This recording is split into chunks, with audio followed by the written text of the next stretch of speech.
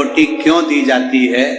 हमारा शास्त्र कहता है, गरुण पुराण कहती है, विष्णु पुराण, गर्ग संहिता, पद्म पुराण, शिव पुराण, लिंग पुराण, नर्मदा पुराण, नारद पुराण, कूर्म पुराण, किसी भी पुराण का स्मरण करिएगा, गाय की जो योनि है ये 33 जो हमारे 84 लाख योनियां होती हैं, उसमें अंतिम योनि गौ माता की है और गाय की योनि छूटने के बाद 84 लाखवीं योनि मनुष्य की है। समझना जरा, गाय के बाद कौन सी योनि आएगी? जम के बोलो जरा, मनुष्य की योनि। हम गौ माता को रोटी क्यों देते हैं? गाय को हम धन्यवाद देते हैं कि तू इतनी योनियां काटती काटती अब अंतिम पड़ाव पर आ गई। तूने कौन सा पुण्य करा था जो अब तू मनुष्य की योनि लेने जा रही है? तेरा साध हुआ, अंतिम योनि पर पहुंची है तू। अब गाय की योनि से छूटेगी तो मानव की योनि में आएगी। धन्यवाद गौ माता, 84 लाख योनियां काटते काटते काटते काटते अंतिम योनि पर आकर तुम टिक गई हो। और प्रभु कृपा से कौन सा भजन, कौन सा पुण्य, कौन सा अच्छा काम करा तो तुम इस योनि में आ गई। अब इस योनि से छूटोगी, मनुष्य की योनि में जाओगी, मानव की योनि में रहकर भगवान का भजन करोगी। इसके बाद तुम्हारी कोई योनि नहीं होगी, तुम भगवान की हो जाओगी, फिर कोई योनि में नहीं पड़ना पड़ेगा।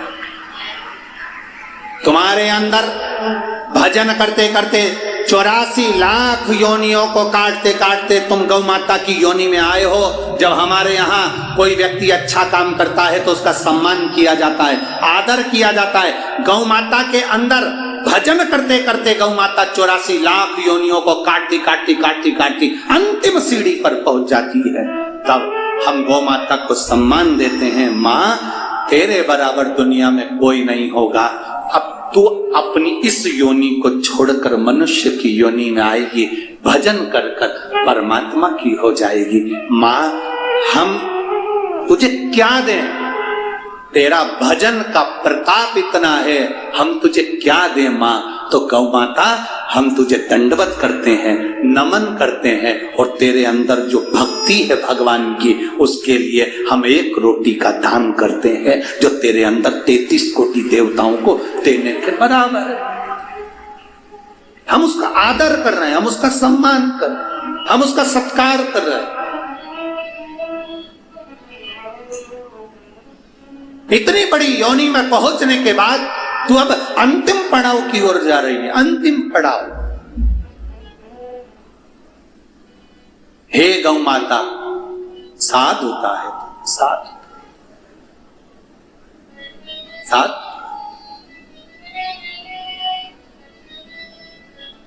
इतना सुंदर कहा है।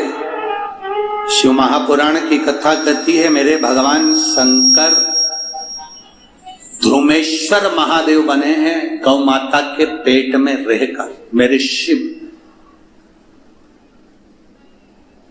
और माता पार्वती धूमावती माता बनी। कितना विचित्र भाव है, कितना विचित्र भाव। जीवन में अगर आपका मनुष्य की देह मिली है, मानव का शरीर मिला है, मानव की देह अगर हमें मिली है, तुम्हारे घर में अगर रोटी बनी है, प्रयास करना उसमें से 1 रोटी निकाल कर गौ माता को अवश्य देना, तो हमारा घर भी शुद्ध होता है, हमारा धन भी शुद्ध होता है और हमारा जीवन भी शुद्ध होता है, सार्थक हो जाता है। सती माता उम्बज बाबा के यहाँ कथा सुनी, क्रोध की अग्नि में जलकर बाद में भस्म हुई, पार्वती माता के रूप में प्रकट हो गई। शिव जी के साथ में माता पार्वती जी का मंगल विवाह हो रहा है।